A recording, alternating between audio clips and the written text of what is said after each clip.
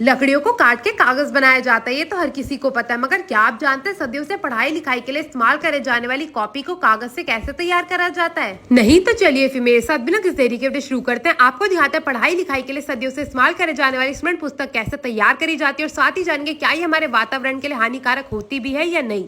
तो copy register या कह लो स्मरण पुस्तक को बनाने के लिए सबसे पहले कागज के बड़े बड़े रोल को फैक्ट्रियों से मंगाया जाता है। यहाँ पे आप देख सकते हैं बड़े बड़े से जो कागज के रोल है इनको लगाया जाएगा मशीन के अंदर। तो इस डंडे की सहायता से इसे मशीन के अंदर लगाया जाता है। तो सबसे पहले से इस डंडे से जोड़ा जाता है रोल को, और उसके बाद जितना भी आप ये गंदा कागज देख रहे हैं ना, इसकी कटाई करी जाती है। तो यहाँ पे आप देख सकते हैं इस रोल को मशीन से लगा दिया गया है। अब जितना भी गंदा कागज है उसे काट के अलग कर दिया जाएगा, और जितना भी साफ कागज है उसे कॉपी बनाने के लिए आगे भेजा जाएगा। तो यहाँ पे गंदे कागज को अलग कर दिया गया है। इसे एक तरफ इकट्ठा कर लेते हैं, जो कि दोबारा से फैक्ट्री में जाता है नया कागज बनने के लिए।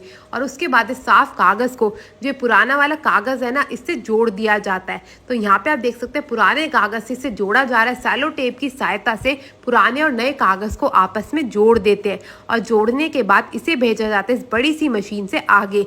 ये ऑटोमेटिक मशीन होती है जिसमें एक तरफ से जो कागज का जो रोल है ना, ये घूमता रहता है, और दूसरी तरफ से इसी मशीन द्वारा इस कागज पे लाइनें भी बनाई जाती है और इसकी कटाई भी करी जाती है।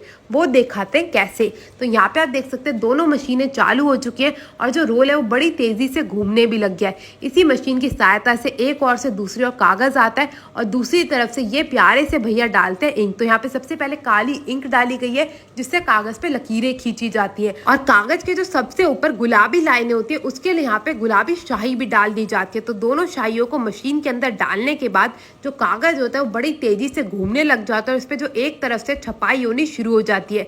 दोनों तरफ से कागज के ऊपर छपाई करने के बाद ये कागज इसी मशीन की सहायता से ऊपर की ओर से घूमता हुआ आगे आता है, और उसके बाद होती है इसकी कटाई का कार्यक्रम शुरू।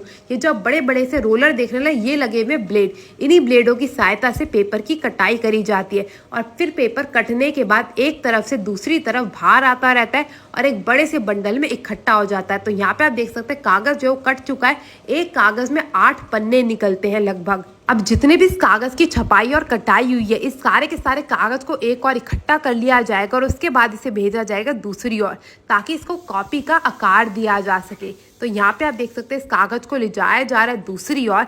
अब यहाँ पे इन अंकल का काम होता है इस कागज को इकट्ठा करने का और इसे मोड़ने का। तो यहाँ पे आप देख सकते हैं एक एक करके इस कागज को उठाया जाएगा और मोड़ने का जो कार्यक्रम है वो शुरू करा जाएगा।